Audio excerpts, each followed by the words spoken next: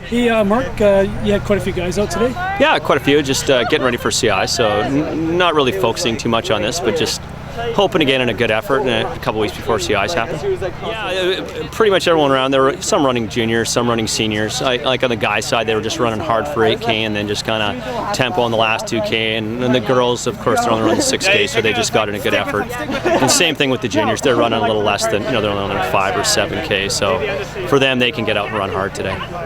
That's great. And you had your team pretty much running either 90 minutes or 2 hours last week? Yeah, we weren't worrying too much about what we were doing. Just big training week last week, so really some big workouts, like sort of big standard cross-country workouts like 6 times a mile and some pretty big tempos and big long run, depending, anyone was going anywhere from 90 to 2 hours. So I was actually pretty happy with today's results. And a few minutes ago, you were talking about Declan White had a pretty solid race. Yeah, fantastic. He ran a few weeks ago and he struggled a little bit, and so same thing.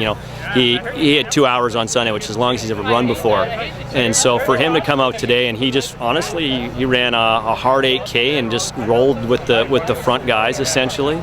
And then, his instructions were once you hit 8K, you just settle into tempo pace for the last 2K. So I think he was 4th or 5th today. So when I take that into account, that was just fantastic for him. Bodes really well for CIs. And even the guys in the back who are just coming along their fitness, they're pretty tired. So I was like I said, I was pretty happy with that. No disrespect meant to Brockerville, but I think if Declan was really trying to race it hard over the last 2K, I think those guys might have had a really good tussle over the last 2K. But fortunately, Declan followed his instructions to a T and took it easy because, like I said, it's not the focus for us is not this weekend.